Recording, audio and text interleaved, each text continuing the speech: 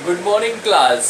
आज इसके पहले क्लास में आज हम लोग क्लास 11th में देखेंगे कि सोल प्रोप्राइटरशिप क्या होता है। इसके पहले फॉर्म ऑफ बिजनेस ऑर्गेनाइजेशंस में हमने कुछ टाइप्स ऑफ क्लासिफिकेशन किए थे, जिसमें हम लोगों ने देखा था कि वेरियस टाइप की क्लासिफिकेशन। पहला क्लासिफिकेशन था प्राइवेट सेक्टर्स में। देखा जाए तो पहला आता है सोल प्रोप्राइटरशिप्स। आज हम लोग इसी के बारे में पढ़ने वाले हैं। सोल प्रोप्राइटरशिप होता क्या है। बेसिकली अगर देखा जाए तो हम लोग बहुत पुराने समय से जो छोटे छोटे बिजनेसमैन होते थे, स्मॉल स्केल इंडस्ट्री होती थी, वो छोटे बिजनेसमैन जो व्यापार करते थे, उसका जो ओनरशिप होता था, जो मालिक होता था, वो एक इंडिविजुअल होता था। ये इंडिविजुअल मालिक की ही सारी रिस्पॉन्सिबिलिटी होती थी कि जितने भी आवश्यक कैपिटल्स हो, या जो भी प्रॉफिट और लॉस का हकदार हो, या आप कह सकते हैं जितने भी तरह की लायबिलिटी होती है, सारी चीज़ें वो वन इंडिविजुअल्स ओनर्स करता था। यानी कि अगर सोल प्रोप्राइटरशिप के बारे में जाना जाए तो एक इंडिविजुअल मालिक ही उसमें इन्वॉल्व होता था, जो सारे काम को करने वाला था पूरे बिजनेस में, यूनिट में। पूरा मैनेजमेंट, बिजनेस का मैनेजमेंट भी वही मालिक देखता था, और वो इंडिविजुअल पर्सन ही इसका पूरे बिजनेस का संचालन करता था। जो भी प्रॉफिट होता था, पूरे प्रॉफिट का हकदार भी वही होता था। जो भी लॉस होता था, उस लॉस का भी हकदार वही होता था। इसके बिहाफ पे हम लोग जान सकते हैं कि सोल प्रोप्राइटरशिप्स में कुछ ऐसे स्टेटमेंट है जिनको हम बता देते हैं क्या क्या है, वो ध्यान से पढ़िएगा।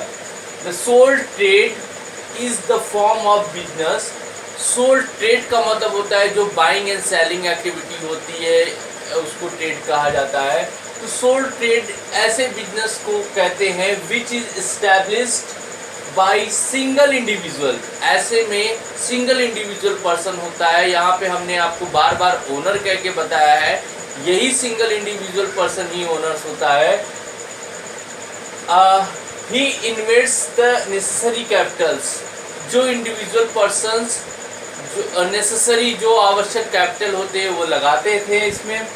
Manage and direct it's himself. और जिसका मैनेजमेंट खुद मैनेज करते थे, डायरेक्ट करते थे, बाय यूजिंग हिज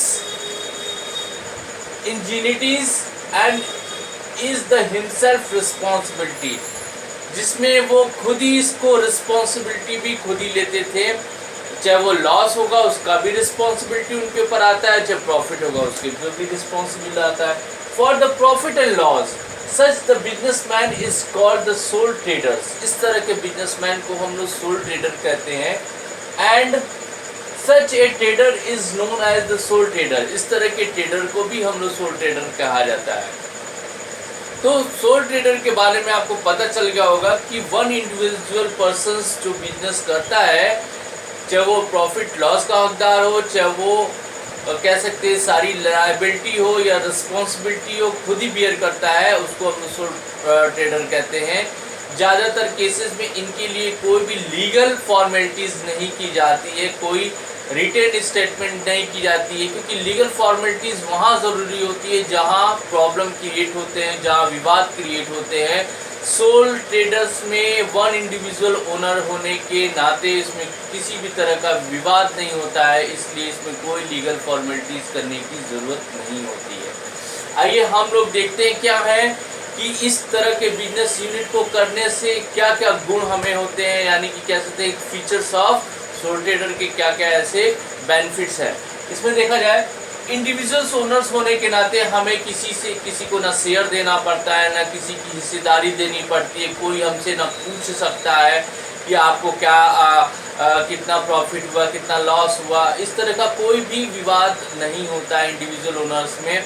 चाहे वो प्रॉफिट हो चाहे लॉस हो, दोनों का हकदार वो खुद होता है। ओनर ही इसको मैनेज करता है, ओनर ही इसका संचालन करता है, ओनर ही मैनेजर्स के रूप में भी होता है। तो इसका यही बेनिफिट्स है कि चाहे प्रॉफिट लॉस जो भी होगा ओनर ही बियर करेगा। सारी लाइबिलिटी ओनर ही लेता है। लाइबिलिटी इन द सेंस क्या है कि जो भी उनको देनदारी होती है वो खुद ही बियर करते हैं। ओनरशिप इंडिविजुअल्स ओनर्स के नाते ये जल्दी से जल्दी हम लोग डिसीजन, ओनर्स क्या करेगा, जल्दी से जल्दी डिसीजन ले सकता है किसी भी चीज़ों में। उसे किसी ने किसी चीज़ों से मतलब अपने किसी ऐसे पार्टनर उटनर नहीं होते हैं जिनसे उनको पूछना पड़ता है, राय मशवरा लेना पड़ता है। वो खुद ही डिसाइड करते हैं कि उनको करना क्या। फिर देखिए सोल मैनेजमेंट। सोल मैनेजमेंट की बात करते हैं कि ओवरऑल बिजनेस जो होता है वो ओनर ही चलाता है, उसका मैनेज भी वही करता है, उसका संचालन भी वही करता है, उसका ओवरऑल एक्टिविटी का देख रेख भी वही करता है। इसलिए हम कह सकते हैं कि सोल मैनेजमेंट जो होता है बहुत इफेक्टिव माना जाता है, वो सेल्फ डिपेंडेंट होता है। फिर देखते हैं अनलिमिटेड लाइबिलिटीज़ में जितनी भी तरह की लाइबिलिटी होती है, चाहे किसी को सैलरी देना है, किसी को पे करना है, किसी को प्रोडक्ट, किसी को कुछ भी लेन देन की एक्टिविटी, चाहे बिजली का बिल हो, रेंटल हो, एवरीथिंग इज खुद ही वो इस तरह की लाइबिलिटी को खुद वन इंडिविजुअल ही बियर करता है। ऐसा नहीं है कि उसका कोई पार्टनर है कि आधा पैसा वो दे देगा या समथिंग परसेंटेज हम किसी अदर पर्सन से ले लेंगे, कुछ परसेंटेज अलग ले लेंगे, ऐसा नहीं होता है। इसमें सारी लाइबिलिटी उसी को देनी पड़ती है, सारे खर्चे उसी को उठाने पड़ते हैं। Freedom is a selection of business. ऐसे में सोल प्रोप्राइटर हमेशा स्वतंत्र होता है कि वो किसी भी तरह के बिजनेस को सेलेक्ट कर सकता है। सपोज दैट कभी आपका बिजनेस नहीं चला, आप चाहोगे तो उसको आसानी से चेंज कर सकते हो, बदल सकते हो, उसमें कुछ भी फेरबदल कर सकते हो। ये आसानी से हो जाता है क्योंकि वन इंडिविजुअल ओनर्स होता है, वो कुछ भी डिसाइड कर सकता है, तुरंत कर सकता है एट वंस। लेकिन जब भी आप पार्टनरशिप की बात करेंगे तो अगर आपको कोई भी किसी भी तरह का डिसीजन लेना है, कोई भी चेंजिंग करना है, फेरबदल करना है, तो वो आपसे पार्टनर की राय होनी ज़रूरी है, सहमति होनी ज़रूरी है, तभी ऐसा होता है। लेकिन सोल प्रोप्राइटरशिप में ऐसा नहीं होता है। Freedom of selection of business. Secrecy. आपके सीक्रेसी का मतलब होता है कि अगर आपकी जो सीक्रेट चीज़ें होती है, बिजनेस चलाने का जो तरीका होता है, क्या आप करते हो, सीक्रेसी होती है। कोई दूसरा बंदा आपकी बिजनेस के करने के तौर तरीक़ों को नहीं जान सकता, ना सोसाइटी में लीक कर सकता है। ये सीक्रेसी आप इंडिविजुअल ओनर्स में होता है। फिर 6% होता है no separate legal entities of business. कोई separate legal entities of business नहीं होते, कोई हम लीगल फॉर्मेलिटीज़ नहीं करते हैं कि ये आपको मतलब किसी भी तरह का लीगल फॉर्मेलिटीज़ सोलर प्रोप्राइटरशिप में नहीं होता है कि आपको किसी को कुछ देना है, किसी को परसेंटेज है, इतना परसेंट आप बियर करोगे, इतना परसेंट। जैसे कि पार्टनरशिप में क्या होता है, परसेंटेज बियर हो जाता है, यानी परसेंटेज डिवाइड हो जाता है कि आप 50%, 30%, 20% इस तरह के शेयर होल्डर्स हो जाते हैं। लेकिन ऐसा इसमें नहीं होता है। वन इंडिविजुअल होने के नाते किसी भी तरह की लीगल फॉर्मेलिटीज नहीं करनी पड़ती है। Undivided risk. रिस्क भी डिवाइड नहीं होता है, सारा रिस्क वन इंडिविजुअल ओनर्स को लेना पड़ता है। जैसे कह सकते हैं कि मान लीजिए बिजनेस अगर डूबता है या बिजनेस लॉस में जाता है तो उसका भी रिस्क पूरा ओनर ही लेगा, ना कि उसका कोई पार्टनर होगा या कोई ऐसा व्यक्ति जो उसके साथ जुड़ के काम कर रहा है उसको रिस्क भी बियर करना पड़ेगा, ऐसा नहीं है। यानी कि रिस्क डिवाइड नहीं होता है, सारा रिस्क उसी के ऊपर आता है।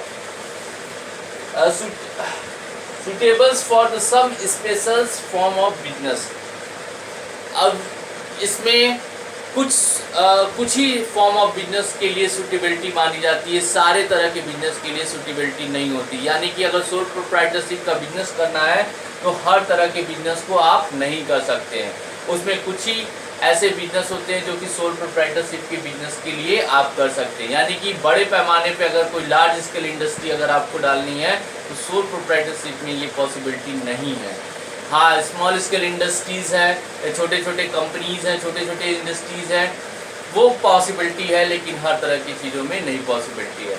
आज ये सोल प्रोप्राइटरशिप का मेन पॉइंट्स हमारे पास आज यहाँ पे हम लोगों ने फीचर देख लिया, डेफिनेशन देख लिया, और इसके बारे में भी हम थोड़ा देखेंगे, बेनिफिट और इसके ड्रॉबैक्स जो भी है वो हम लोग डिस्कस करेंगे। ये इम्पॉर्टेंट टॉपिक है, इसको आप बहुत ध्यान से पढ़िएगा। Thank you.